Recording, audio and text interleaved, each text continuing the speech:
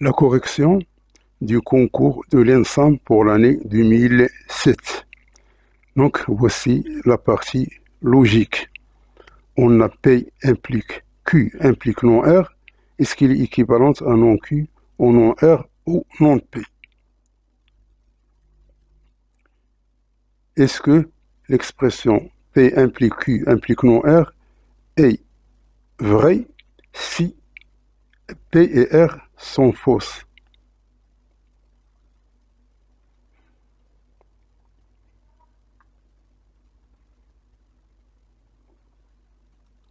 Donc, P implique Q implique non R, donc par définition de l'application. Donc, par définition de l'implication, on a P implique Q, ceci équivalent à non P ou Q, qui n'est faux que si non P est faux et Q est faux. Dans les autres cas, elle reste vraie. Donc, tout simplement, donc, on a cette écriture ici, on la transforme comme ça, donc c'est ce qui nous donne que P implique Q implique non R, il est équivalent à non P ou non Q ou non R. Donc ça, c'est une expression qui est vraie. Donc P implique Q implique non R est vrai si il est vrai. Donc, donc cette écriture, il est vrai. Si cette écriture, il est vrai, alors ça, il est vrai. Si il est vrai, donc ça, il est vrai. Donc non R ou non P est vrai, implique P ou R est fausse.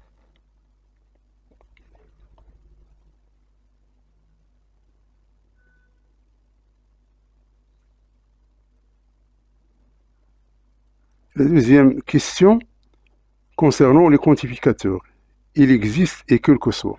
On a l'expression Q1, X appartenant à N, Y appartenant à N, Z appartenant à N, tel que X est égal à Y est égal à Z. Dans quel cas cette expression elle est vraie? Autrement dit, il faut poser les quantificateurs ici pour que cette équation soit vraie.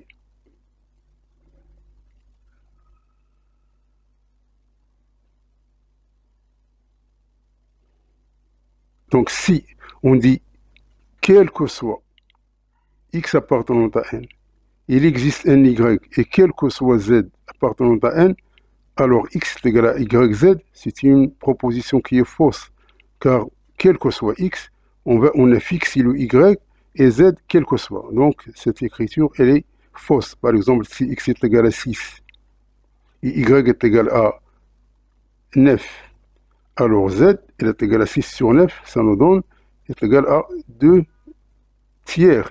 Et 2 tiers n'appartient pas à N. Donc cette expression, elle est fausse.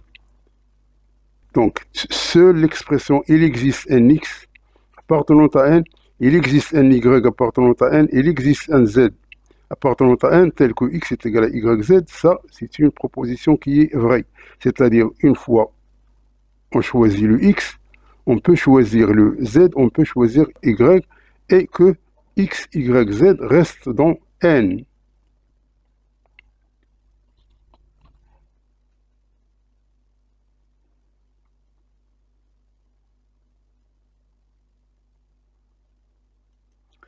La question 3, A, B et C, trois ensembles quelconques. Est-ce qu'on a toujours A union B moins A union C, il est inclus dans A union B moins C. On n'a jamais A union B moins A union C, elle est égale à A union B moins C.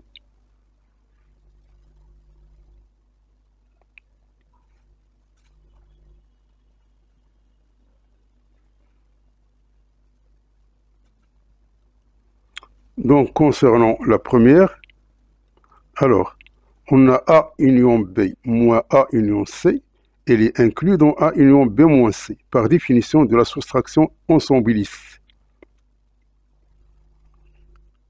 L'autre expression, elle peut avoir égalité dans certains cas. Ce n'est pas toujours vrai, on n'a jamais cette égalité, mais on peut avoir une égalité dans le cas où A est égal à l'ensemble vide.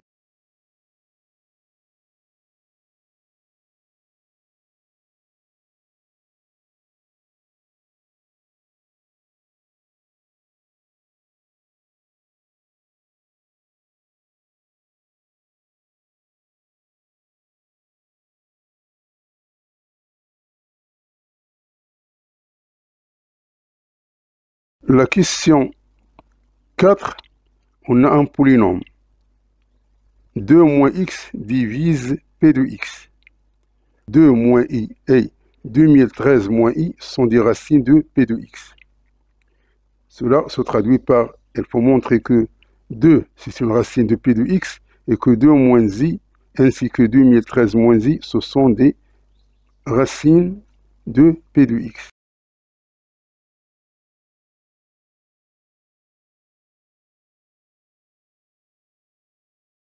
Donc, pour montrer que 2 moins x divise p de x, il faut que p de 2 elle est égale à 0. Donc, lorsqu'on remplace ici x par 2, on va trouver qu'il est égal à 0. Cela se traduit par x moins 2, ou bien 2 moins x, il divise p de x. On a de même 2 moins i, c'est-à-dire on a de même 2 moins i, c'est une racine, car p de 2 moins i est égal à 0. Mais lorsqu'on remplace x par 2013 moins i, alors on trouve que p de 2013 moins i elle est différente de 0. Autrement dit, 2 moins i, c'est une racine de p de x, alors que 2013 moins i, ce n'est pas une racine de p de x.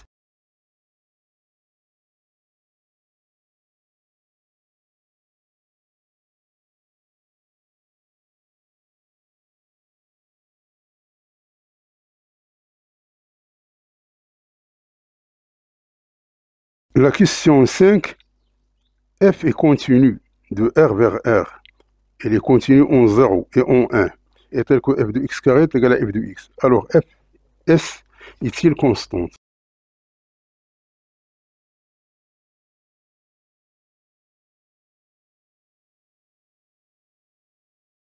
Donc, on a f de x, elle est égale à f de 0, car la fonction, elle est continue en 0. Et x appartenant à 0, 1. Pour tout x appartenant à R, on a f de x est égal à f de x carré. Donc, f de x est égal à f de x carré, et x appartient à 0, 1, c'est-à-dire que f de x carré lui-même, puisque f de x est égal à f de x carré, f de x carré, c'est f de x carré au carré. C'est-à-dire f de x4 qui est égal à f de x carré à la puissance 2. Et ainsi de suite. C'est-à-dire que f de x4 est égal à f de x4 à la puissance 2. C'est-à-dire est égal à f de x8. Et ainsi de suite. Donc, enfin, on va trouver que f de x est égal à f de x à la puissance 2 à la puissance n. n, c'est un élément de n. Et limite, quand n tend vers plus l'infini de ce terme-là, elle tend vers 0. Donc, c'est-à-dire 2 à la puissance n, elle tend vers plus l'infini. Et que x appartient à 0, 1, c'est-à-dire que x à la puissance l'infini, c'est 0. D'où limite quand n tend vers plus l'infini de f de x à la puissance 2 à la puissance n, elle est égale à f de 0. Et par suite, f de x est égal à f de 0 pour tout x appartenant à 0, 1.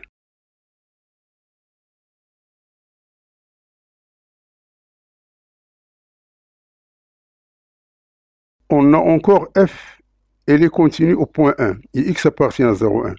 On a, donc ici, on va changer. Au lieu de travailler avec f de x est égal à f de x carré, maintenant on va travailler avec f de x carré est égal à f de x.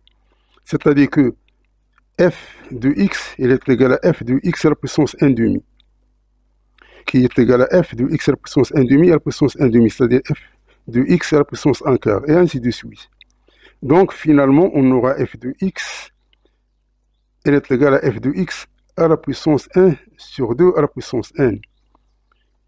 Donc ce terme ici, lorsque x tend vers plus l'infini, ici on est 1 demi, donc elle tend vers 0. Et x à la puissance 0, c'est 1. Et par continuité de f, donc limite quand x tend vers plus l'infini de f de x à la puissance 1 sur 2 à la puissance n, elle est égale à f de 1. C'est-à-dire que f de x est égal à f de 1 pour tout x appartient à 0, 1. Et par suite, f de x est égal à f de 0 pour tout x appartient à 0, 1. Et f de x est égal à f de 1 pour tout x appartient à 0, 1. D'où f de 0 est égal à f de 1, c'est-à-dire c'est une constante. Et par conséquent, f de x est égal à une constante pour tout x appartient à 0, 1.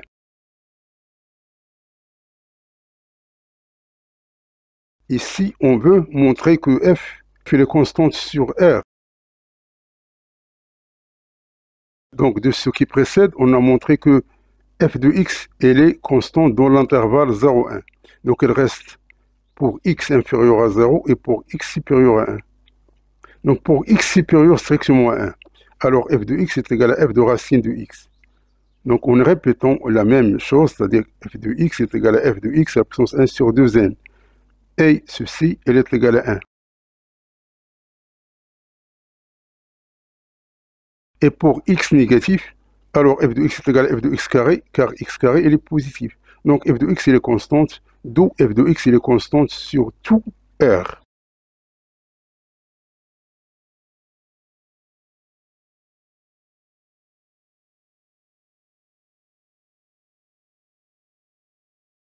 La question 6, soit f, la fonction de R vers R, continue et périodique. Alors f n'est pas borné.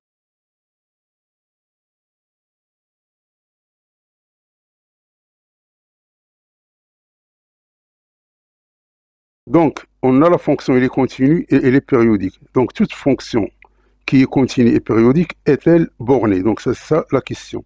Oui, elle peut être bornée. Par exemple, une fonction continue et périodique est toujours bornée. En d'autres termes, il existe une valeur minimale et une valeur maximale que la fonction ne dépasse jamais. Par exemple, la fonction f de x est égale à sinus de x. Donc, elle est périodique de période de pi et elle est bornée par moins 1 et 1. Donc, on peut trouver une fonction qui est continue et qui est périodique et bornée.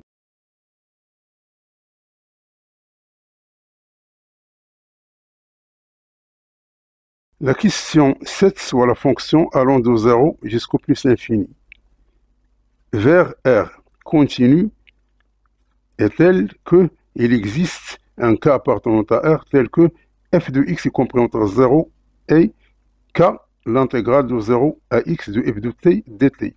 Alors f, elle est complètement nulle.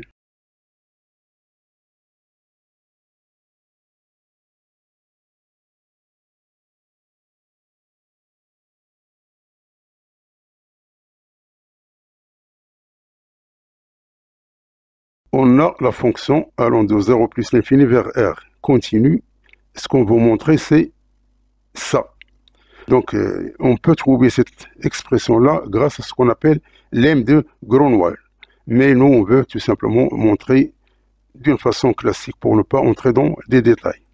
Donc, on va définir une nouvelle fonction g de x qui est égale à l'intégrale de 1 à x de f de t dt. Puisque f, elle est continue, donc g, elle est dérivable. Et g', elle est égale à f de x. Donc, transformation de l'inégalité ici. L'inégalité donnée devient, c'est-à-dire que f de x, on va la remplacer par g' de x. Et ça, c'est g de x. On va multiplier par k. Donc, on va résoudre cette inégalité ici. Donc, on a g' de x, il est compris entre 0 et k, g de x. Cela implique que 0, il est inférieur à g de x. Pour k, pour x supérieur ou égal à 1. C'est-à-dire, tout simplement, cette partie-là, c'est-à-dire que g de x, il est supérieur ou égal à 0. Puisque k, elle est différente de 0, c'est-à-dire que g de x, elle est supérieure ou égale à 0. Et par suite, cette égalité ici donne g. Donc on peut diviser par g de x, c'est-à-dire que g' sur g de x, g' sur g de x, il est inférieur ou égal à k. Avec g de x, il est différent de 0. Et si g de x est égal à 0, alors pour certains x, alors g' de x est égal à 0. Cela entraîne directement f de x égale à 0. Donc si g de x égale à 0, automatiquement f de x est égal à 0. Mais nous, on va s'intéresser à g de x différent de 0. Donc si g de x est supérieur strictement à 0, on peut intégrer cette partie-là entre 1 et x. Ceci inférieur ou égal à k, l'intégrale de 1 à x d de t. C'est-à-dire ça, c'est un ln entre 1 et x. Donc pour g de x strictement supérieur à 0. Voilà, donc on va intégrer cette expression ici. On aura donc soit ln de g de x entre 1 et x inférieur ou égal à k facteur de x moins 1, c'est-à-dire ln de g de x moins ln de g de 1 inférieur ou égal à k facteur de x moins 1, c'est-à-dire ln de g de x sur g de 1 inférieur ou égal à k facteur de x moins 1, c'est-à-dire g de x sur g de 1 est égal à 1, une constante m, l'exponentielle de k, facteur de x moins 1. Donc, c'est-à-dire que g de x, il est inférieur ou égal à g de 1 qui multiplié m, l'exponentielle de k, facteur de x moins 1.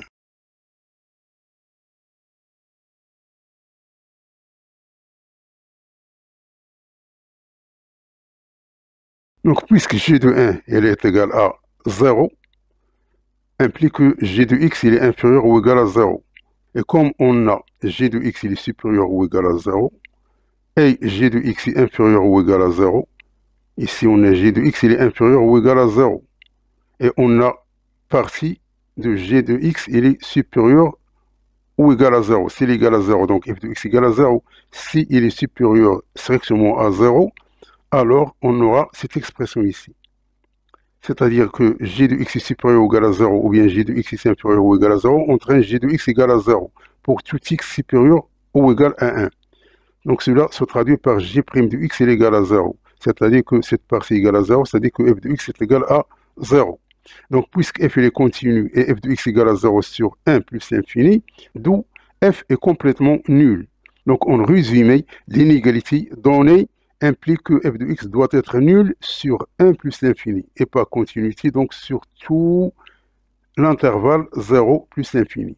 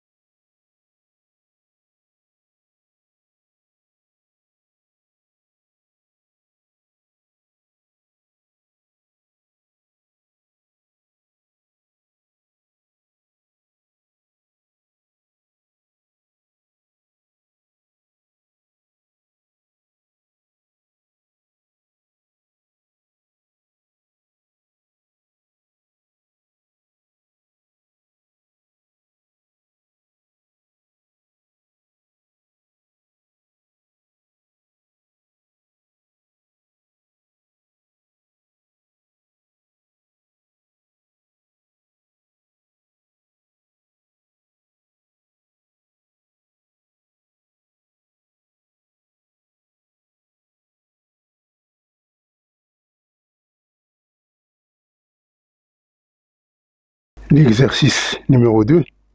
Deux fonctions continues qui commutent se recoupent forcément. Donc soit f et g, deux fonctions continues de 0,1 vers r qui commutent, c'est-à-dire f en g est égal à g en f. Donc premièrement, soit la fonction h de x qui est égale à f de x moins x. Montrer qu'il existe un a appartenant à 0,1 tel que h de a égale à 0.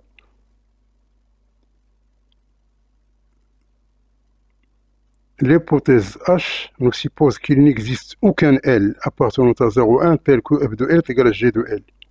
Soit phi, la fonction de 0,1 vers R telle que phi de x est égal à f de x moins g de x. Montrer que phi est de signe constant. Soit la suite un définie par la donnée u0 est égal à a et un plus 1 est égal à g de un. Montrer que un elle est bornée. Montrer que quel que soit n appartenant à n, un est un point fixe de f. Montrer que un est monotone et déduire l'existence d'un certain L appartenant à 0,1 tel que limite de la fonction, tel que limite de la suite est égale à L. La question 4, montrer que f de L est égal à L et que g de L est égal à L et conclure.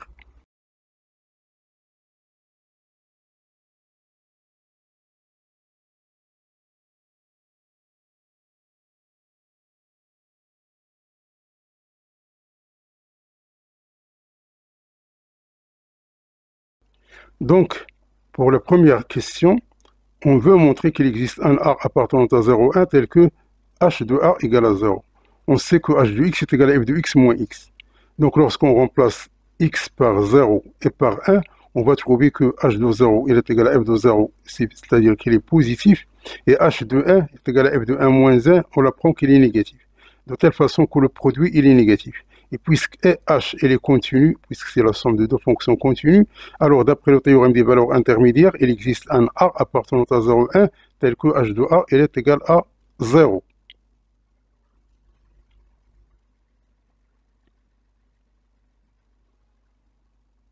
On a l'hypothèse H, c'est-à-dire qu'on va supposer qu'il n'existe aucun L appartenant à 0,1 tel que f de L est égal à g de L.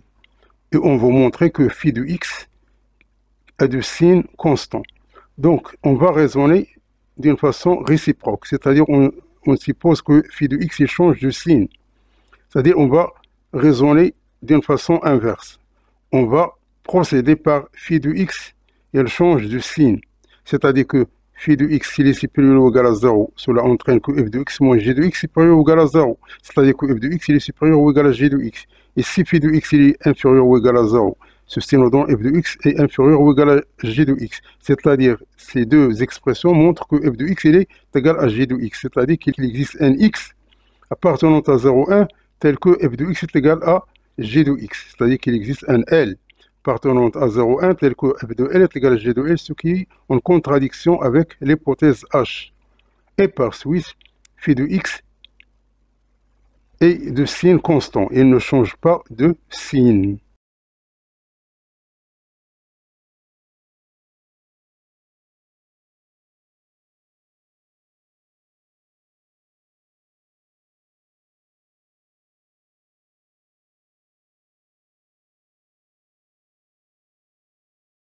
Soit U0 est égal à A.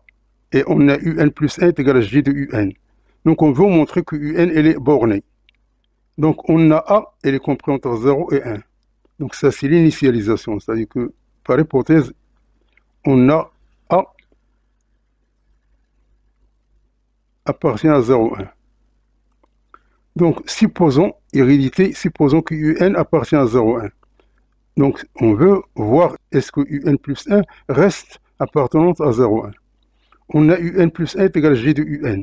C'est-à-dire que G de UN, elle appartient à 0,1. C'est-à-dire que, à peu près, elle est égale à quelque chose comme A.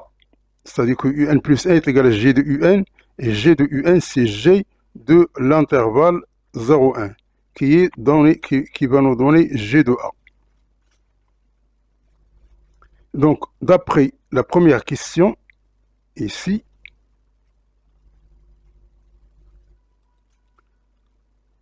on a, il existe un A tel que H de A égale à 0, c'est-à-dire H de A qui est égal à F de A moins A est égal à 0, c'est-à-dire que F de A il est égal à G de A.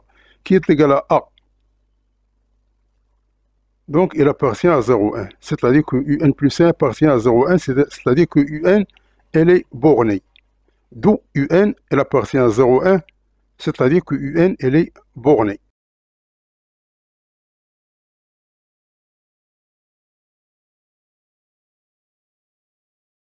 Montrons que UN est un point fixe de F.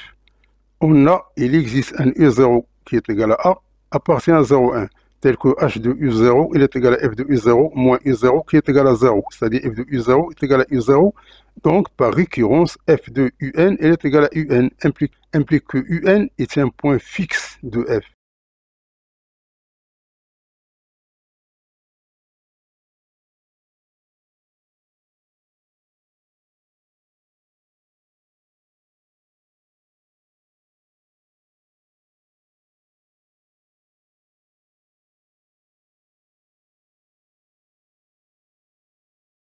Montrons que UN, elle est monotone et convergente.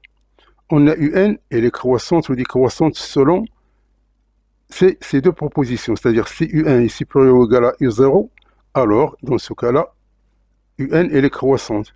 Ici U0 qui est inférieur à UN, alors elle est décroissante. Donc elle converge.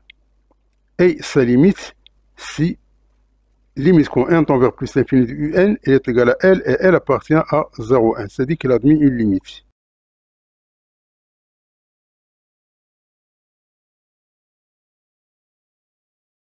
Montrer que f de L est égal à L et que G de L est égal à L. Donc par continuité de f et G, alors limite de UN vérifie f de L est égal à G de L qui est égal à L.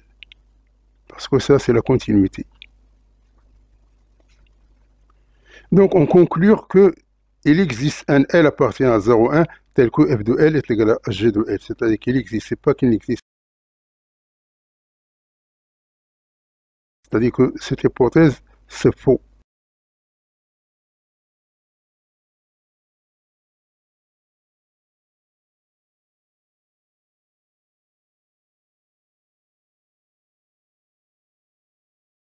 La question B, on ne peut dépasser pas moins rapide que soi. Soit deux fonctions continues et dérivables f et g de 0,1 vers R+, décrivons les trajectoires de deux corps, désignés par M1 et M2, dans le plan OXY, le temps étant représenté par la variable x. On suppose qu'à l'instant initial x égale à 0, les deux corps partent du même endroit, c'est-à-dire f de 0 est égal à g de 0, et que M2 se déplace en tout instant, plus vite que M1. C'est-à-dire que f' de x il est inférieur ou égal à j' de x, quel que soit x appartient à 0,1. Montrer alors que M1 ne peut jamais dépasser M2, c'est-à-dire que on ne peut pas avoir f de x inférieur ou égal à j de x, quel que soit x appartenant à 0,1.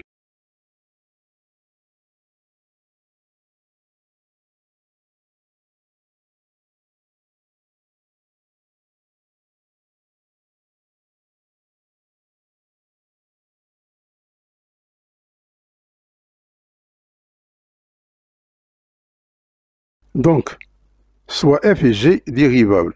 Et on a parti de point 0, c'est-à-dire f de 0 est égal à g de 0. Et on a f' de x, il est inférieur ou égal à g de x. Pour tout x appartient à 0,1. Donc montrons que f de x, il est inférieur à g de x pour tout x appartient à 0,1. Donc posons h de x qui est égal à g de x moins f de x. Alors h' de x, c'est g' de x moins f' de x. Et ça, c'est supérieur ou égal à 0. Donc h de x, croissance, et avec h de 0 est égal à 0, alors h de x, il devient supérieur ou égal à 0. C'est-à-dire que g de x moins f de x est supérieur ou égal à 0, c'est-à-dire que g de x est supérieur ou égal à f de x. C'est-à-dire que f de x est inférieur ou égal à g de x, quel que soit x, appartenant à 0,1.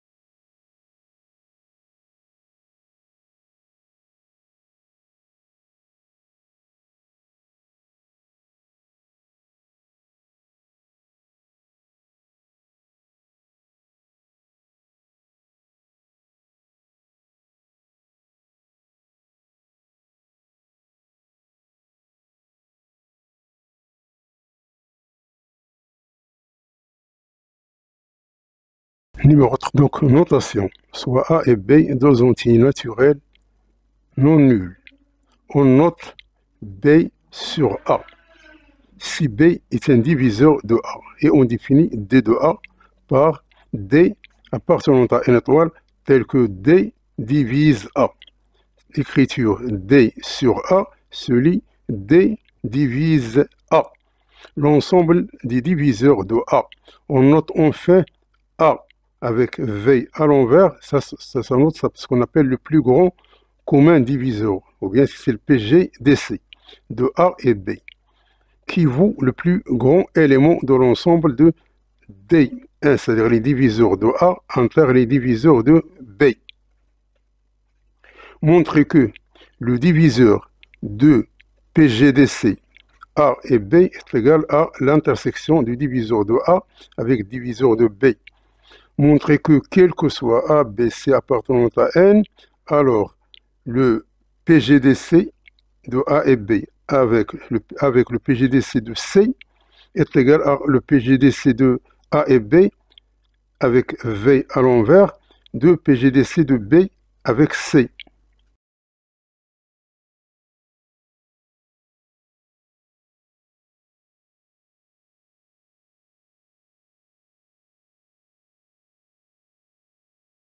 Donc on note B sur A, c'est-à-dire que B elle divise A.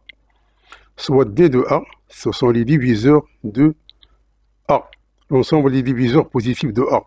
On note A avec V à l'envers, B, le PGCD de A et B, c'est-à-dire le plus grand élément de l'intersection de diviseurs de A avec les diviseurs de B. Ce qu'on va montrer c'est que diviseur de PGDC de A et B est égal à l'intersection des diviseurs de A avec les diviseurs de B. Donc pour cela, on a D appartient au diviseur de PGDC de AB. Cela implique que D il divise le PGDC de A et B.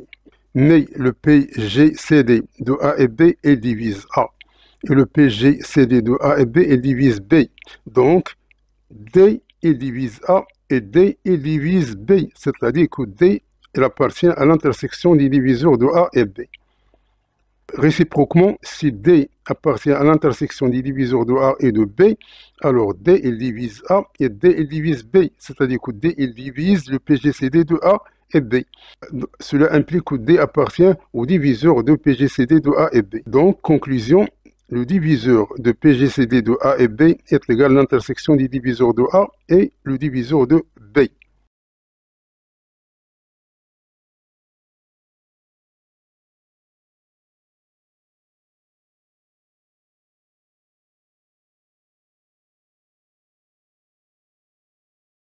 La question numéro 2.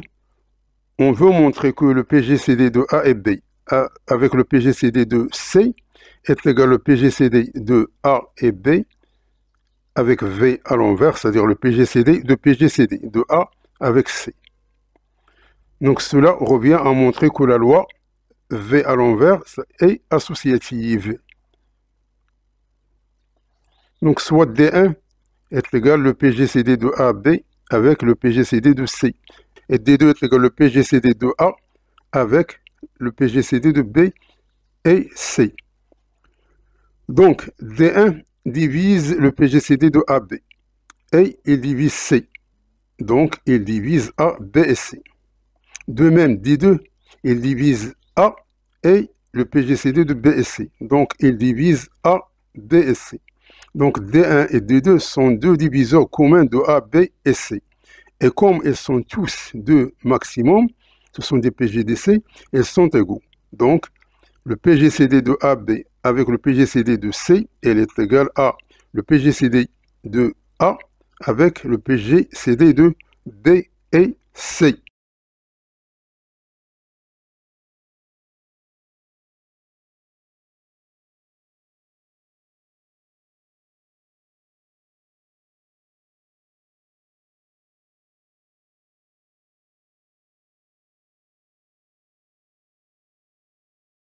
La question 3, soit n un élément qui appartient à n étoile. On pose Sn est égal à somme de k égale à 1 jusqu'au n de k à la puissance 3.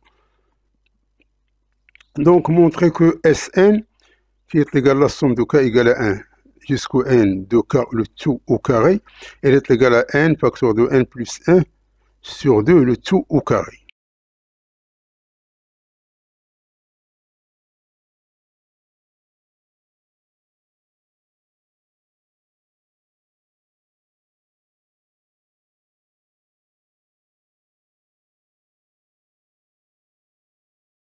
Donc on a Sn, donc par récurrence, ou par formule connue. Donc on va partir par l'initialisation. Donc si n elle est égale à 1, on aura ici 1 à la puissance 3. Et ici, on aura, cette somme, c'est celle-là. Et donc ceci nous donne 1 facteur de 1 plus 1 sur 2, c'est-à-dire au carré, elle donne 1. Donc c'est vrai. L'hérédité, supposons que pour toute n supérieur ou égal à 1, alors Sn, elle est égale à n facteur de n plus 1 sur 2, le tout au carré.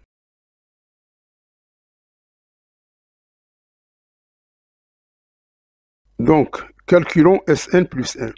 Donc, Sn plus 1, alors que si on remplace ici, on va trouver que c'est égal à partir, c'est-à-dire 1 à la puissance 3 jusqu'au n à la puissance 3, puis il y a n plus 1 à la puissance 3. Donc, de 1 jusqu'au n, ça notre Sn.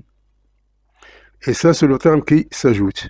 Alors, Sn, on a, d'après l'hérédité, on a posé qui est égal à cette expression ici. On va la remplacer ici, puis on va réduire au même dénominateur. Donc, on va trouver qu'elle est égale à cette expression ici, d'où, pour tout n appartenant à n étoile, alors Sn est égal à n facteur de n plus 1 sur 2, le tout au carré. Ça, c'est du calcul.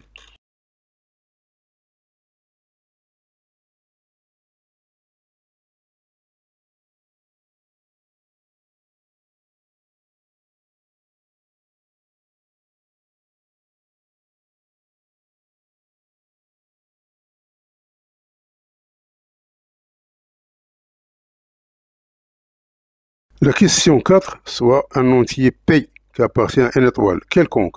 Donc, calculer le PGCD de S de P avec S de P plus 1. Calculer le PGCD de S de P plus 1 avec S de P plus 2. Calculer le PGCD de S de P avec S de 2P plus 1 avec S de 2P plus 2. Calculer le PGCD de S de P plus 1 avec S de P plus 2 avec S de P plus 3. Calculer le PGCD de Sn avec Sn plus 1 avec Sn plus 2.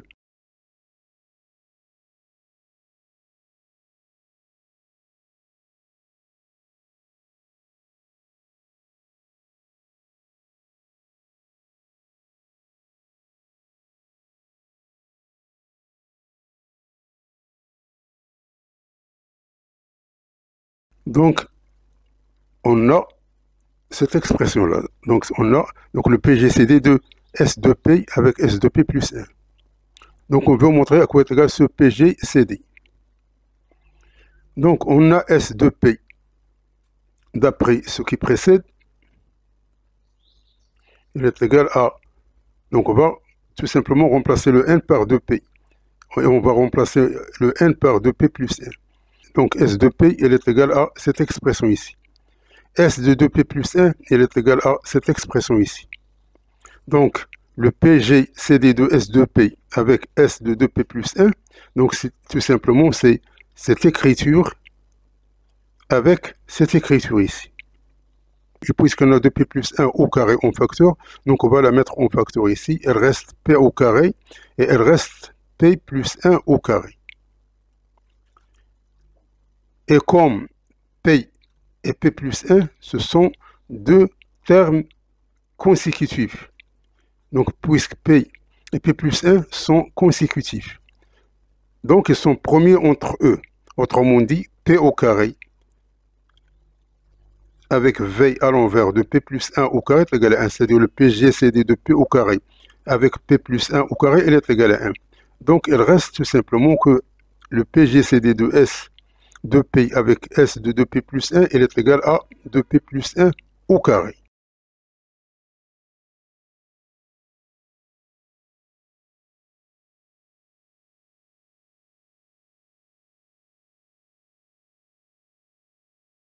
Donc de la même manière, on a S de P plus 1 et S de P plus 2. Donc on remplace, tout simplement, on va remplacer. On a déjà S de P plus 1, on a déjà trouvé ça. Donc il reste S de P plus 2. Donc on va la remplacer dans l'écriture ici. On va trouver qu'il est égal à cette expression ici. Donc le PGCD de S de P plus 1 avec S de P plus 2, elle est égale à cette expression avec cette expression ici. Donc on a P plus 1 au carré ici et ici, donc on va la mettre en facteur, il reste ce terme-là avec ce terme-là. Donc ça, ce sont des termes qui sont impairs et qui sont consécutifs. Donc ils sont premiers entre eux. Donc il reste tout simplement P plus 1 au carré.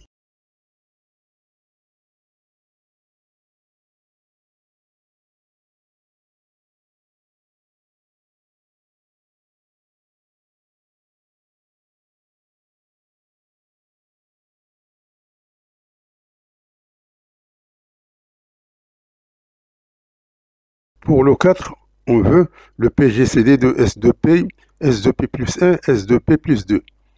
Donc, on va commencer avec ça. Il nous a donné de P plus 1 au carré. C'est la première écriture ici. Avec ça, S de P plus 2, on vient de trouver qu'il est égal à P plus 1 au carré. Donc, on a ce terme-là avec ce terme-là. Donc, de P plus 1, il est impair. Et P plus 1, il peut être pair ou bien impair, selon P. Mais en général, c'est pas un multiple de 2P plus 1. Donc, quoi qu'il soit, il ne peut pas être multiple de 2P plus 1. Et par suite, le PGCD de S de P avec S de P plus 1 avec S de P plus 2, il est égal à 1. Sauf dans le cas particulier où P plus 1, il divise de P plus 1. Ce qui arrive rarement. C'est-à-dire si P plus 1, il divise de P plus 1, donc ça, c'est faux. Donc rarement on trouve ce cas. Donc, ceci donne que le PGCD de S de P avec 2P plus 1 avec S de P plus 2, il est égal à 1.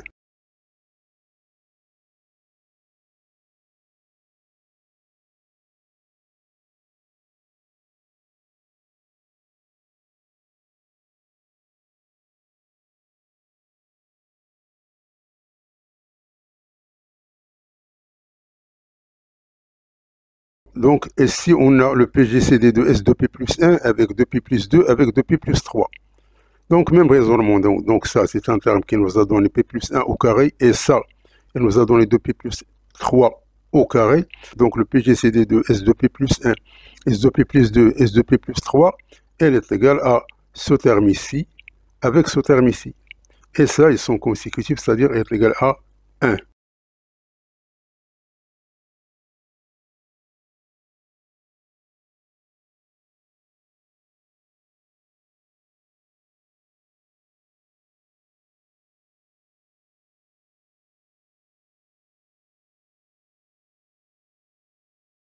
Donc ici, calculer le PGDC de Sn avec Sn plus 1 avec Sn plus 2.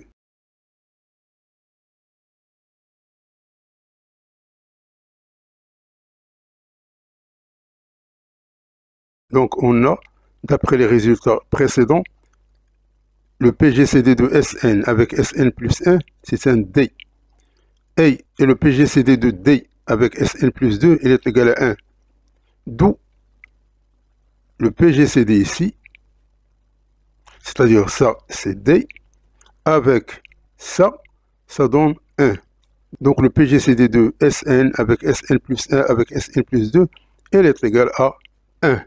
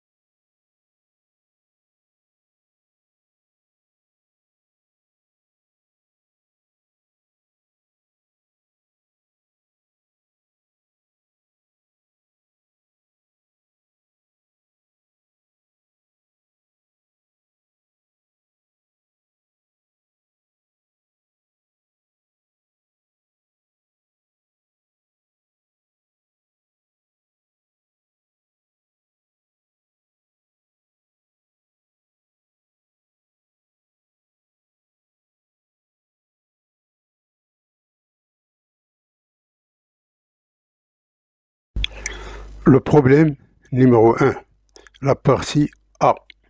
Donc la question 1.1 montrait qu'il existe un M appartenant à n tel que quel que soit n supérieur ou égal à m, alors la valeur absolue de un moins L elle est inférieure à 1 quart. La question 1.2 montrait que quel que soit n supérieur ou égal à m, alors la valeur absolue de un moins un plus 1 elle est inférieure ou égale à 1 demi. On déduire que un elle est constante.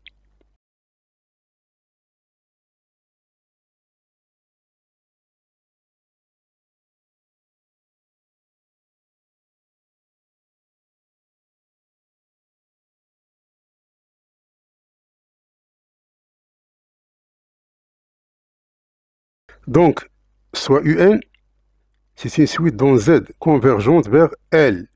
Donc, on veut montrer qu'il existe un M appartenant à n tel que, quel que soit n supérieur ou égal à m, alors un moins L, la valeur absolue, inférieure à 1 quart. Donc, ça, c'est la définition du un tend vers L. Lorsque un tend vers L, alors par définition, et quel que soit epsilon positif, il existe un M appartenant à n, quel que soit n supérieur ou égal à m, alors un moins L, il est inférieur à 1 epsilon. Donc, on va prendre ici epsilon est égal à 1 quart. Donc, c'est tout simplement ça, c'est la limite quand un tend vers L.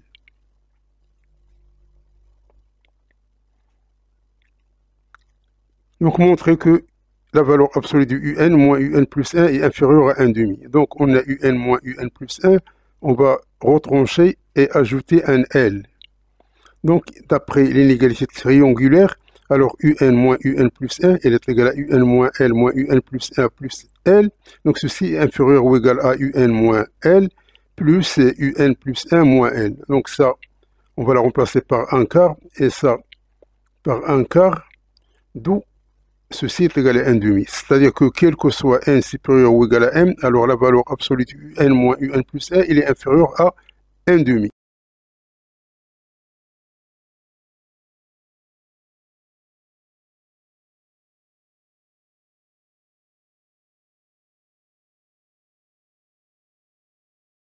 Donc, un converge dans Z.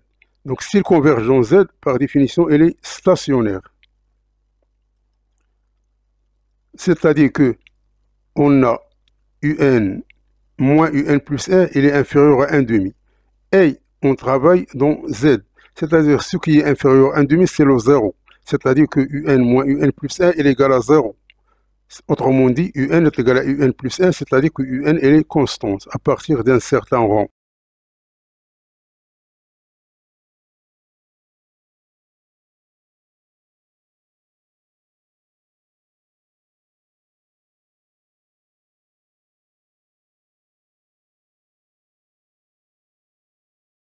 Donc ici, on a une fonction continue et elle est positive. Et f, sa primitive sur l'intervalle AB. C'est-à-dire, ça c'est la définition de primitive. Donc montrer que f elle est croissante. Supposons qu'il existe un x0 appartenant à l'intervalle AB tel que f de x0 est supérieur strictement à 0. Montrer alors qu'il existe un intervalle i inclus dans AB tel que x0 appartenant à i et vérifions f de x est supérieur strictement à 0, quel que soit x appartenant à i. I, c'est un intervalle inclus dans l'intervalle AB. Déduire de 2,1 et de 2,2 que si f est supérieur ou égal à 0, tel que l'intégrale allant de a à b de f de t dt est égal à 0, alors f elle est forcément nulle. Soit m un élément de R+, tel que f est inférieur ou égal à m, et j'ai une autre fonction continue et positive sur AB, montrer que l'intégrale de a à b de f de t g de t dt, il est inférieur ou égal à m, l'intégrale de a à b g de t dt.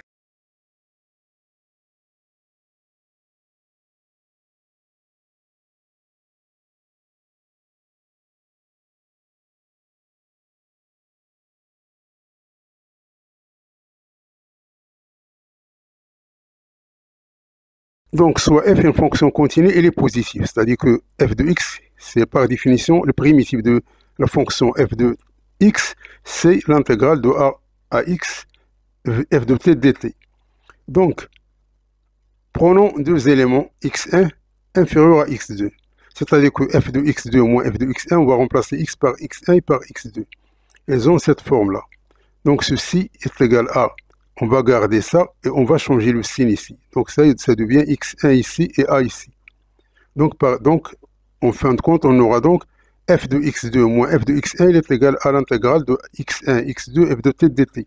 Et ceci, il est supérieur ou égal à 0, car f est supérieur ou égal à 0. Ce qui entraîne que f de x2 est supérieur à f de x1, c'est-à-dire que f, il est croissant.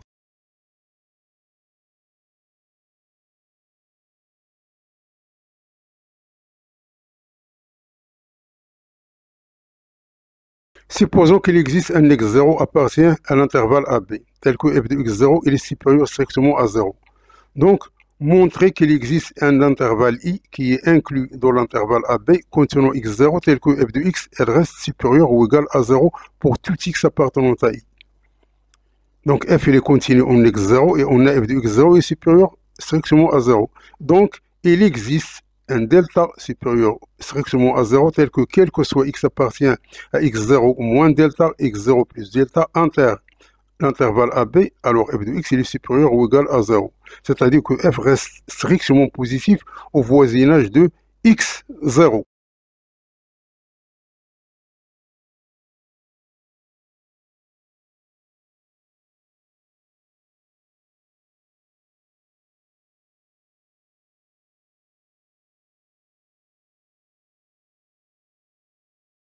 Dites-vous que si f est supérieur ou égal à 0 et l'intégrale de a à b f de t dt est égal à 0, alors f est égal à 0.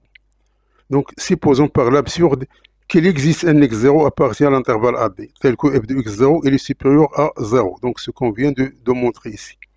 Alors, comme ci-dessus, donc f est strictement positif sur un intervalle. Donc, l'intégrale serait strictement positive. C'est une contradiction. Parce que ici, on a montré que f est strictement positif au voisinage d'un x0, c'est-à-dire dans un intervalle inclus dans AB. Donc, ceci, l'intégrale serait strictement positive. Donc, ce n'est pas le cas. Donc, c'est-à-dire que f est strictement positif au voisinage de x0. C'est-à-dire x0, c'est un élément de i, et i, il est inclus dans l'intervalle AB. Donc, on ne peut pas avoir l'intégrale de f de t dt entre a et b, elle est supérieure à 0. Donc ici, elle est égale à 0, parce que l'hypothèse nous donne que ça est égal à 0. C'est pas supérieur à 0. Donc c'est une contradiction. D'où l'intégrale est égale à 0 entraîne f, elle est égale à 0. Donc, soit M un élément de R+, tel que F il est inférieur ou égal à M et G est supérieur ou égal à 0.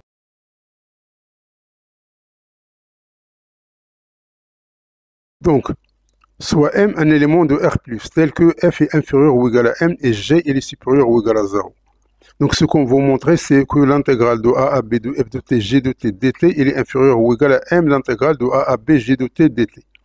Donc, comme f de t il est inférieur ou égal à m et g de t il est supérieur ou égal à 0, alors f de t, g de t, il est inférieur ou égal à m fois g de t, puisque g de t il est positif.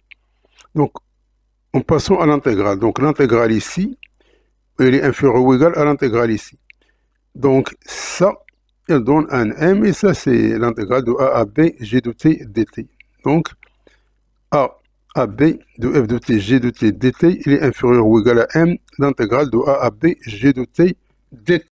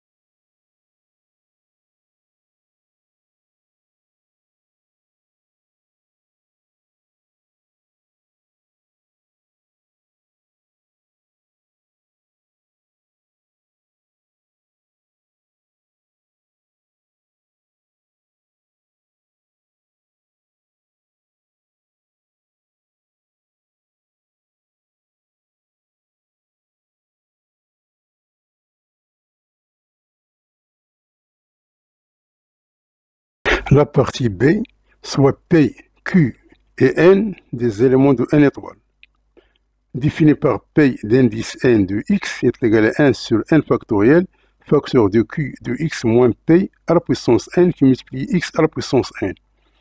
Et in est égal à l'intégrale de 0 jusqu'au pi de P d'indice n, x sinus de x, d de x. Donc la question 1 montre que Pn de 0 et Pn de P sur Q sont dans Z. Montre que x à la puissance n dérivée i fois, ça c'est la dérivée. De 0, elle est égale à 0 si i est différent de n, elle est égale à n factoriel si i est égal à n. Ça c'est la dérivée, elle est dérivée unième de fois. Et que q de x moins p à la puissance n dérivée unième au point p sur q, il est égal à 0 si i est différent de n, il est égal à n factoriel q de n si i est égal à n. On déduit que Pn dérivé Km de 0 et Pn dérivé Km de P sur Q appartenant à Z, quel que soit K appartenant à une étoile. Vérifie qu'il existe un M appartenant à R+, tel que sup entre 0 et pi de la valeur absolue de x, Q de x moins P est inférieur ou égal à pi fois M. Montrer que quel que soit P et Q appartenant à n étoile, alors limite quand n tend vers plus l'infini de in, elle tend vers 0.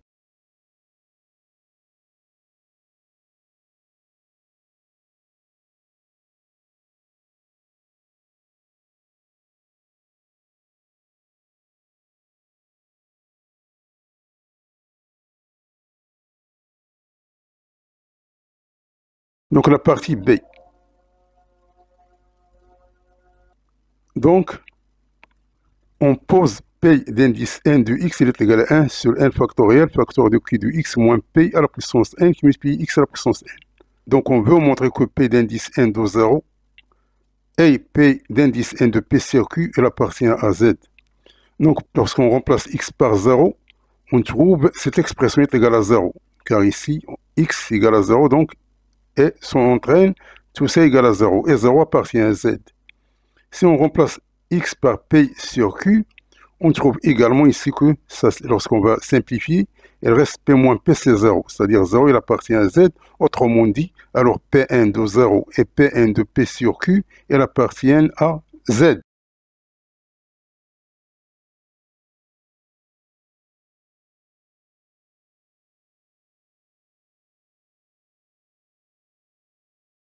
Ici, on veut montrer que la dérivée iam, c'est-à-dire i fois, de xn au point 0, elle est égale à 0 si i est différent de n. Et elle est égale à n factoriel si i est égal à n. Donc on va commencer par la dérivée de cette fonction. Donc xn dérivée, ça nous donne n xn moins 1.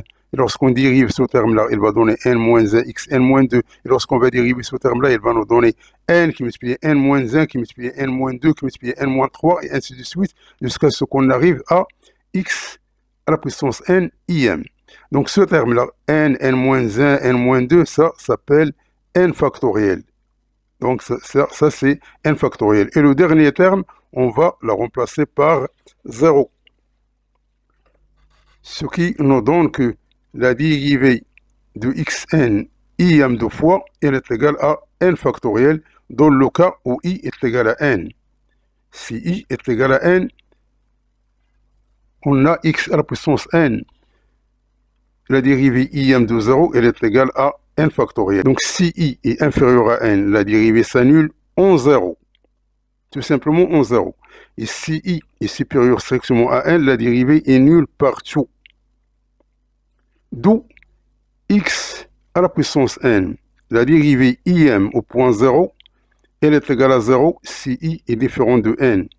Et elle est égale à n factoriel si i elle est égale à n.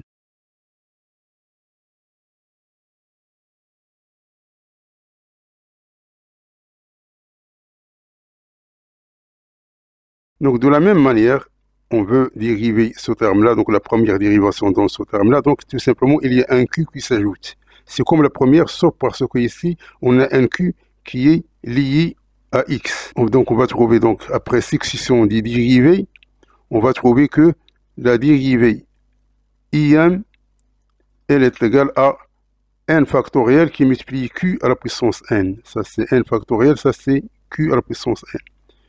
Et lorsqu'on remplace X par P sur Q, donc ce terme est tend vers 0. Donc, si I est égal à N, on a ce terme-là. Et si I est différent de N, alors ce terme est égal à 0.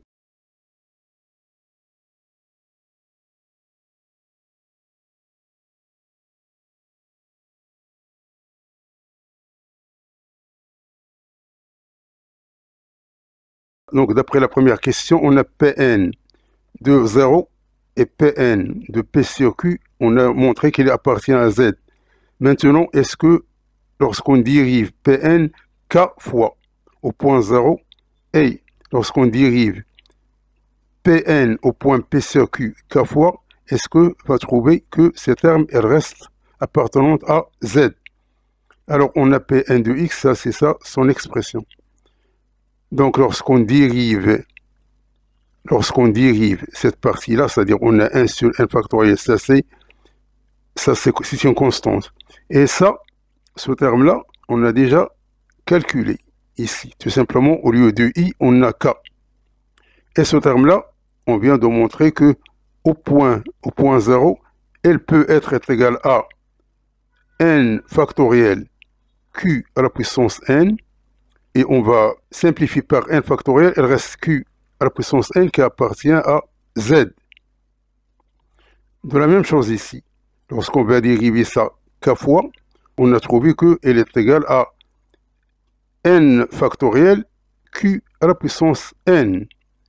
Donc lorsque on a remplacé X par P sur Q, on va trouver un terme, c'est-à-dire 1 sur n factoriel qui multiplie n factoriel Q de n. Et on simplifie, il reste Qn qui appartient à Z. Donc la dérivée Km au point 0, elle appartient à Z, que ce soit pour 0 ou bien pour P sur Q. Donc une petite explication, en effet il s'agit de combinaison de produits de puissance de X et Q de X moins P. Donc on a, ça c'est une puissance en N et ça c'est une puissance en X.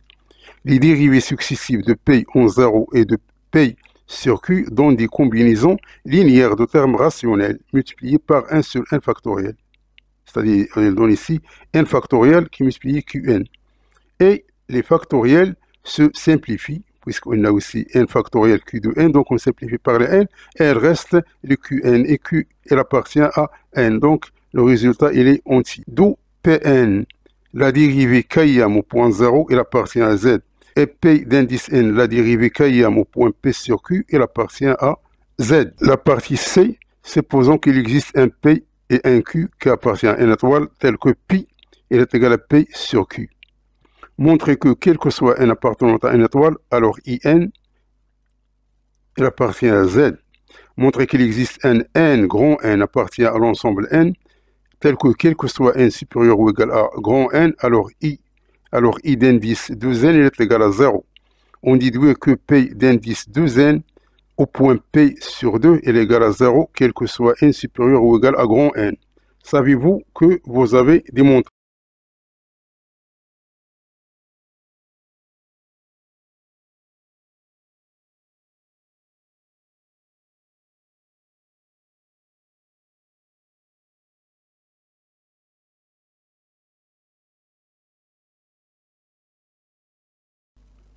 Donc, on va vérifier qu'il existe un M appartenant à R+, tel que sup pour x appartient à 0 pi, de la valeur absolue de x facteur de q de x moins p, il est inférieur ou égal à pi de m.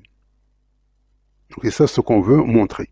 Donc, comme x facteur de q de x moins p est borné sur 0 pi, il existe un m tel que la valeur absolue il est inférieure ou égal à m. Donc, sup de x q de x moins p entre 0 et pi, il est inférieur ou égal à p de m. parce que pi, c'est le plus grand élément de 0 et pi.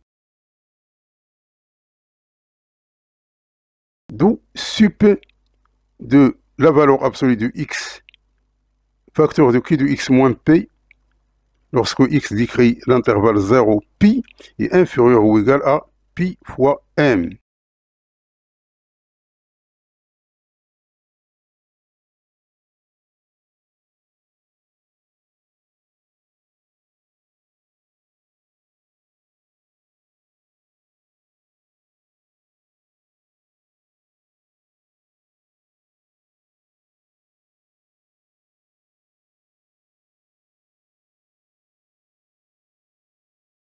Montrer que quel que soit le couple P de Q appartient à n étoile, alors limite quand n tend vers plus l'infini de In, elle est égale à 0. In, c'est l'intégrale allant de 0 à pi de P d'indice n de x, sinus de x, d de x. Avec Pn de x, elle est égale à cette expression ici.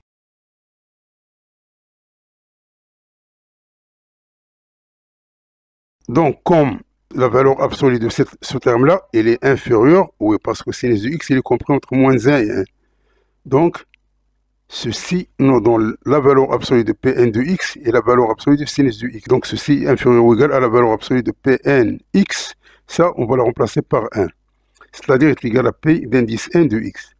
Donc, lorsqu'on va mettre la valeur absolue de l'intégrale I de n, donc ceci, il devient inférieur ou égal à 0 jusqu'à pi de la valeur absolue de Pn de x, d de x. Et Pn de x, on va la remplacer par cette écriture ici. Or, ce terme-là, il est inférieur ou égal à m.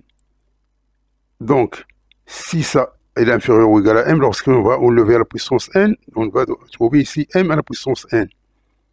C'est-à-dire que 1 sur n factoriel de ce terme-là, il est inférieur ou égal à m à la puissance n sur n factoriel.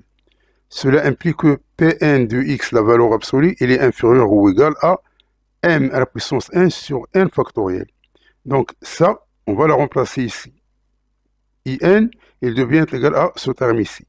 Donc ça, ce sont des termes constants, on va la sortir, il reste 0 jusqu'au pi d de x, c'est-à-dire elle donne pi. Donc ceci, elle donne pi qui multiplie m à la puissance 1 sur n factoriel. Donc lorsque n tend vers l'infini, ce terme est vers 0. Et par suite, quel que soit P de Q appartient à n étoile, alors limite de In au voisinage de l'infini, il est égal à 0. La partie C, supposons qu'il existe un couple P de Q appartient à n étoile, tel que pi, il est égal à P sur Q. Montrer que quel que soit n appartient à n étoile, alors In, il appartient à Z. Et montrer qu'il existe un grand n appartient à n, tel que quel que soit n supérieur ou égal à n, alors I d'indice 2n est égal à 0. On déduit que P d'indice 2n au point P sur 2 est égal à 0, quel que soit n supérieur ou égal à grand n. Savez-vous ce que vous avez démontré?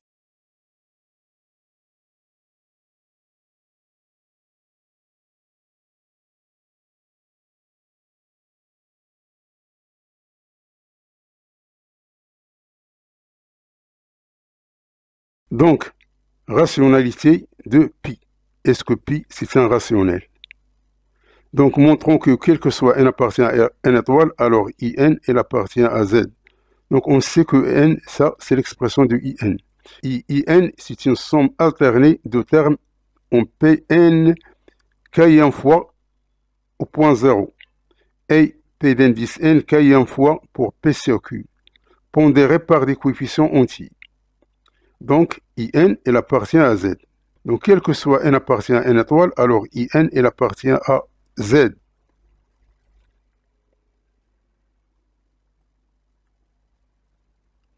Montrer qu'il existe un grand N appartient à l'ensemble des entiers, tel que quel que soit n supérieur ou égal à grand N, alors In est égal à 0. Donc, on sait que limite quand n tend vers plus l'infini de In, elle est égale à 0. Et In, elle appartient à Z. Donc ça, on a déjà montré ici.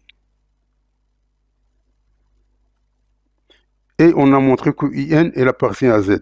Donc à partir d'un certain rang, alors In est égal à 0.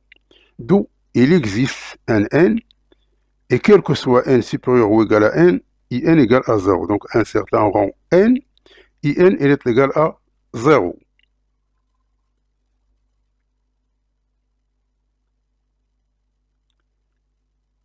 Donc on dit dire que P d'indice 2n au point P sur 2 est égal à 0 pour tout n supérieur ou égal à n. Donc si in égale à 0, automatiquement I de 2n est égal à 0. Cela implique que P d'indice 2n x, sinus de x égale à 0. C'est-à-dire ce terme est égal à 0. Presque partout. Donc il est égal à 0 presque partout. D'où P d'indice 2n de x est égal à 0 sur 0 pi. Donc pi d'indice 2n au point pi sur 2, elle est égale à 0.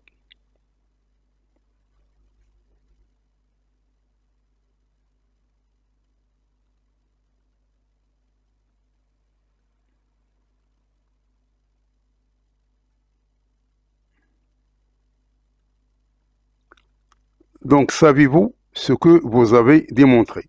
On a montré donc aussi pi est rationnel, c'est-à-dire est égal à pi sur q. Alors in, elle appartient à z, étant vers 0. C'est une contradiction, car une suite d'entiers ne peut tendre vers 0 sans être nulle à partir d'un certain rang, ce qui conduit à P d'indice 2n au point pi sur 2, elle est égale à 0. Cela est impossible, sauf cas triviaux. Donc cela, c'est impossible, sauf pour des cas triviaux, c'est-à-dire connus. D'où on conclut que pi est irrationnel et non rationnel. Donc pi, il ne peut pas être égal à p sur q. Elle est irrationnelle et non rationnelle.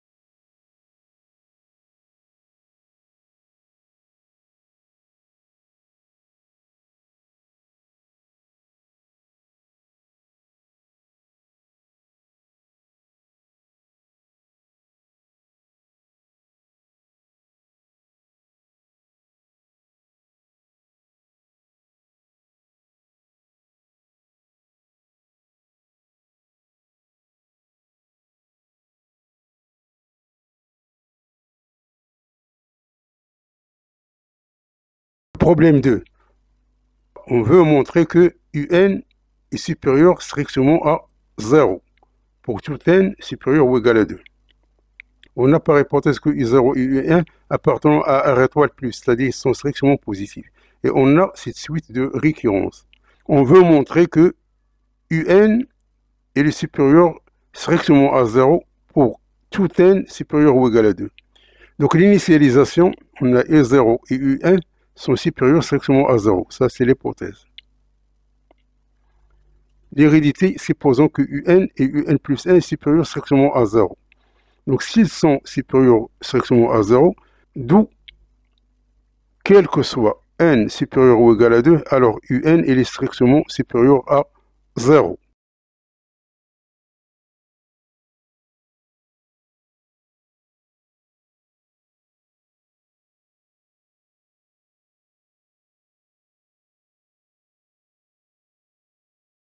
Est-ce que la suite UN peut être strictement croissante ou décroissante?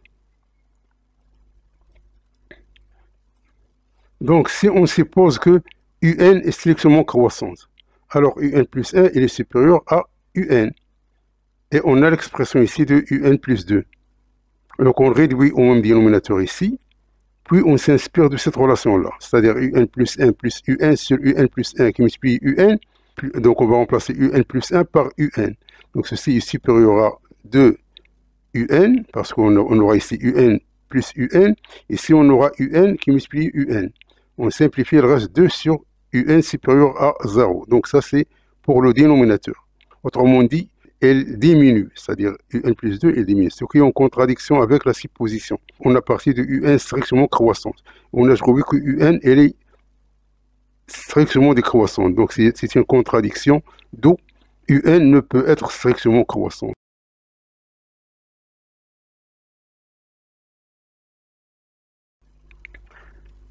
La question 3. On a grand Vn. Elle est égale à Vn moins 1 Vn. Et quel que soit n supérieur ou égal à 2, alors V1, le grand V1 est égal à V0 et V1. Montrez que grand Vn elle est égal à An moins 1 V1.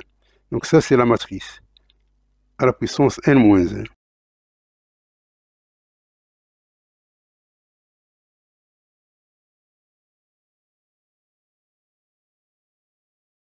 Donc on a Vn, on a V1. On veut montrer que V d'indice n est égal à A à la puissance n moins 1 qui multiplie V1.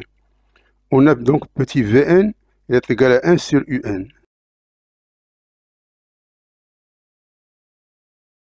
Donc Vn plus 1, il est égal à 1 sur Un plus 1. Et Vn plus 2, il est égal à 1 sur Un plus 2. On va la remplacer, c'est-à-dire Vn plus 2, elle est égale à 1 sur Un plus 2, qui est égal à cette expression ici. Donc ceci nous donne cette écriture ici. C'est-à-dire que Vn plus 1, elle est égale à 1 demi de 1 sur Un plus 1 sur Un moins 1. On a remplacé n par n moins 1, donc ici on a remplacé par n moins 1. Donc ceci, elle est égal à 1 demi, ça c'est Vn. Et ça c'est Vn moins 1. Or, Vn, il est égal à Vn moins 1, Vn, quel que soit n supérieur ou égal à 2. Et Vn est égal à V0, Vn. Donc, Vn, il est égal à cette expression, et Vn plus 1, il est égal à cette expression. Donc, lorsqu'on remplace n par n plus 1, on trouve cette expression ici. Et ceci, elle est égale, donc ça c'est Vn, et Vn plus 1, on va la remplacer par cette écriture ici. C'est ça. Donc on a Vn et on a Vn, Vn moins 1. Donc lorsqu'on va essayer de rendre ça sous forme d'une matrice, c'est-à-dire ceci, elle est égal à une matrice qui multiplie Vn moins 1, qui multiplie la matrice Vn moins 1, Vn. En effet, 0 fois Vn moins 1 plus Vn, on trouve ce terme ici. 1 demi Vn moins 1 plus 1 demi Vn, on va trouver ce terme ici. C'est-à-dire que Vn plus 1, il est égal à A qui multiplie Vn. D'où Vn plus 1, il est égal à A Vn. Ceci, c'est une progression géométrique de raison A de premier terme V1. Donc le terme général, c'est Vn est égal à V1 qui multiplie A d'indice n moins 1.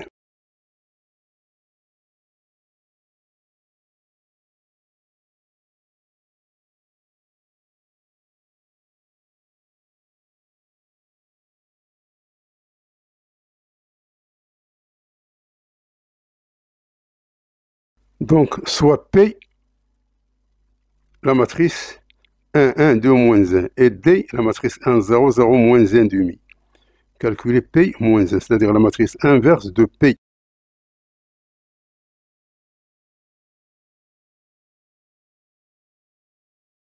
Donc, on a P, c'est ça son expression. Et on a D, c'est ça son expression. Donc, P moins 1, par définition, c'est 1 sur le déterminant de P qui multiplie l'adjacent de P. C'est-à-dire que déterminant de P, c'est tout simplement, on va mettre ici la valeur absolue, donc on va multiplier 1 fois moins 1 fois 2. Ce qui nous donne moins 3 qui est différent de 0. L'adjacent de P, c'est tout simplement on change. C'est-à-dire celui, on va mettre ici 1. Ça, le 1 devient moins, le moins 1 devient 1, et ça, elle devient moins moins. C'est-à-dire on a trouvé ça, c'est l'adjacent de P. Donc tout simplement, on va prendre cet adjacent et on va la diviser par moins 3. Donc on va trouver cette matrice. Donc P-1, c'est cette matrice ici.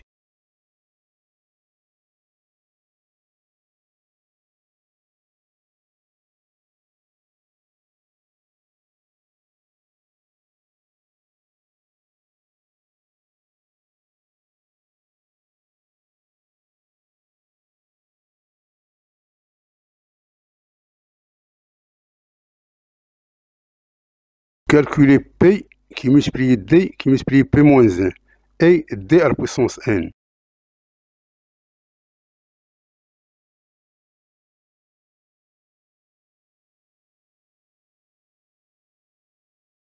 Donc calculons P qui multiplie D qui multiplie P-1 ainsi que D à la puissance n. Donc on a P qui multiplie D qui multiplie P-1, donc voici la matrice de P, voici la matrice de D, voici la matrice de P-1. Donc on va commencer par le calcul de ce produit de deux matrices ici. Donc on a 1 fois 1 plus 2 fois 0, ça nous donne 1. On a ici 1 fois 0 plus 2 qui multiplie moins 1 demi, c'est-à-dire moins 1. On va la mettre ici. On a ici 1 fois 1, moins 1 fois 0, c'est 1. On va la poser ici. On a ici 1 fois 0, et moins 1 qui multiplie moins 1 demi, c'est plus 1 demi, on l'a posé ici. Maintenant, on va multiplier cette matrice avec cette matrice. Donc, on a 1 fois 1 tiers, moins 1 fois 1 tiers, c'est-à-dire 1 tiers moins 1 tiers, c'est 0. On a ici 1 qui multiplie 2 tiers, moins 1 qui multiplie 1 tiers, c'est-à-dire c'est 2 tiers plus 1 tiers, c'est 3 tiers, c'est 1. On a ici 1 qui multiplie 1 tiers, et plus 1 demi qui multiplie 1 tiers, c'est-à-dire c'est 1 tiers plus 1 sixième. Donc on va réduire au même dénominateur, on aura donc 2 plus 1 sur 6, c'est-à-dire 3 sur 6, c'est 1 demi. Ça c'est 1 fois 2 tiers, c'est 2 tiers, et ça c'est moins 1 sixième. Donc on va réduire au même dénominateur, on va trouver qu'il est égal à 1 demi, et ceci c'est la matrice A. Donc la matrice P qui multiplie D qui multiplie P moins 1, elle est égale à la matrice A.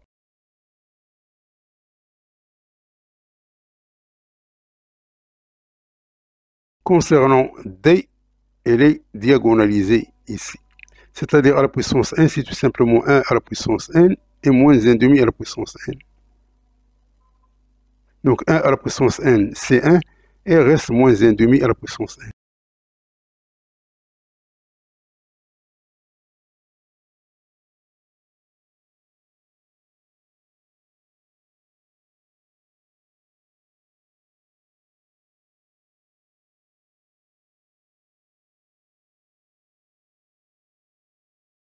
Donc calculer P qui multiplie D qui multiplie P moins 1 à la puissance n.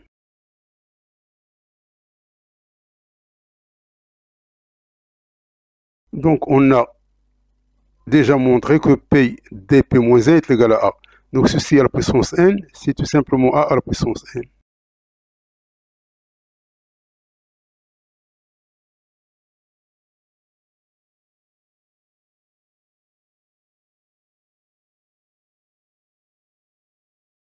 Déduire de ce qui précède que V d'indice n est égal à P qui multiplie D-1, qui multiplie P-1, qui multiplie V1.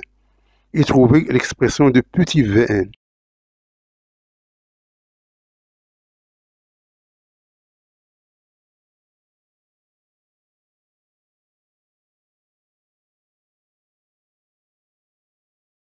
Donc on a V d'indice n, elle est égale à V1 qui multiplie à n-1. Donc on a V1, on a déjà montré ça dans la question.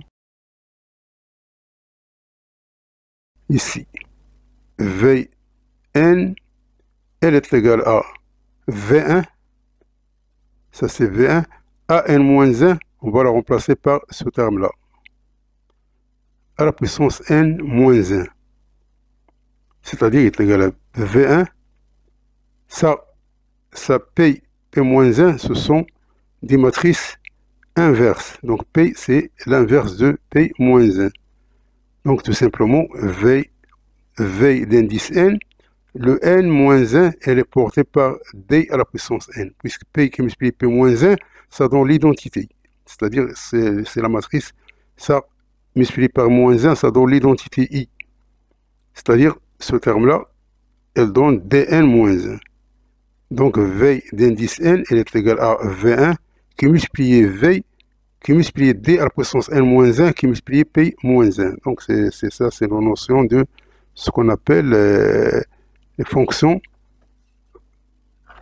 inverses. Parce qu'on a f rond f moins 1 de x, elle est égale à f moins 1 rond f de x, elle est égale à l'identité de x, elle est égale à x.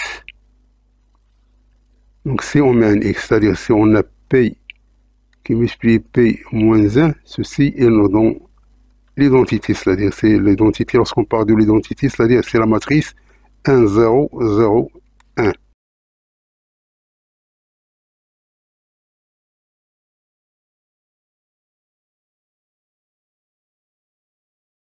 Donc donner l'expression de petit Vn.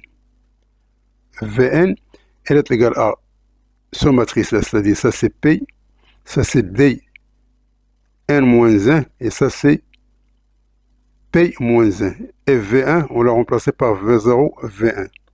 Donc on va faire des multiplications, c'est-à-dire comme la première, on multiplie ça par ça, et le résultat, on multiplie par cette matrice-là. En fin de compte, on va trouver que ça est égal à cette expression ici. Donc on a Vn, elle est égale à la matrice Vn-1, Vn, qui est égale à cette matrice-là, qui multiplie V0, V1. Donc soit, donc le premier terme qui multiplie V0, plus ce terme qui multiplie V1, ça c'est Vn-1. Et l'autre terme, c'est ce terme-là qui multiplie V0, plus ce terme-là qui multiplie V1. Donc ça c'est Vn. Donc voici, ça c'est l'expression de petit Vn. Or, petit Vn est égal à 1 sur Un, c'est-à-dire que Un est égal à 1 sur petit Vn. Donc ça veut dire que Un est égal à 1 sur ce terme-là. Quand 1 tend vers plus l'infini, ce terme ici est égal à 0. Et ce terme là est égal à 0, donc il reste 1 sur 1 tiers de V0 plus 2 tiers de V1.